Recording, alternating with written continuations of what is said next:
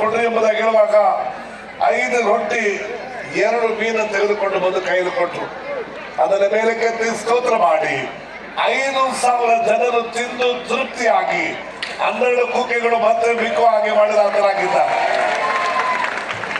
ಇವತ್ತು ಕೂಡ ನಿಮ್ಮಲ್ಲಿ ಅನೇಕರು ಅದನ್ನು ಅನುಭವಿಸಿದವರಾಗಿದ್ದೀರಿ. ನಿಮ್ಮ ಬಡತನದಲ್ಲಿ, ನಿಮ್ಮ ಕಷ್ಟದಲ್ಲಿ ಎಷ್ಟೋ ಸತಿ ನಿಮ್ಮ ಕುಟುಂಬದಲ್ಲಿ ದೇವರು ಅದ್ಭುತ ಮಾಡಿದ್ದಾರೆ ಇಲ್ವಾ? ನಿಮಗೆ ಮಾಡಿದ ಆತನು ಅವತ್ತು ಮಾಡಿದ್ದಾನೆ, ಇವತ್ತು ಮಾಡ್ತಾನೆ, ನಾಳೆನೂ ಮಾಡುವಂತಾಗಿದೆ. ಯೇಸು ಕ್ರಿಸ್ತನ ಒಂದು ಸತಿ ಆತನ ಬಳಿಗೆ ಅನೇಕ ಕಾಯಿಲೆ ಕಷ್ಟದಲ್ಲಿರುವವರನ್ನು ತೆಗೆದುಕೊಂಡು ಬಂದು ಬೈಬಲ್ ಹೇಳುತ್ತದೆ, ಆತನ ಎಲ್ಲಾ ತರದ ಕಾಯಿಲೆಗಳನ್ನು, ಎಲ್ಲಾ ತರದ ಬೇನೆಗಳನ್ನ ಒಂದು ನಯಾ ಪೈಸಾ ಅಲ್ಲದೆ ಅವರೆಲ್ಲರನ್ನು ವಾಸಿ ಮಾಡಿದ್ರು ಎಂಬುದಾಗಿ ನೋಡುತ್ತೇವೆ.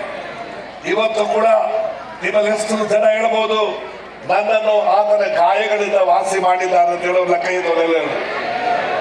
ಇವತ್ತು ಕೂಡ ಯೇಸು ಕ್ಯಾನ್ಸರ್ಗಳನ್ನ, ಟ್ಯೂಮರ್ಗಳನ್ನ ಮತ್ತು ಏಡ್ಸ್ ಕಾಯಿಲೆಗಳನ್ನ ಇವತ್ತು ಕೂಡ ವಾಸಿ ಮಾಡಿದ್ದಕ್ಕೆ ಇವತ್ತು ನೀವೆಲ್ಲರೂ ಕೂತಿರವೇ ಸಾಕ್ಷಿಗಳಾಗಿದ್ದೀರಿ. ಎಷ್ಟೋ ತರದ ಕಾಯಿಲೆಗಳನ್ನ, ಬೇನೆಗಳನ್ನ ಯೇಸು 5 ಪೈಸಾ ಇಲ್ಲದೆ ಉಚಿತವಾಗಿ ಇವತ್ತು ಕೂಡ ಆತನು ಗುಣಪಡಿಸುವ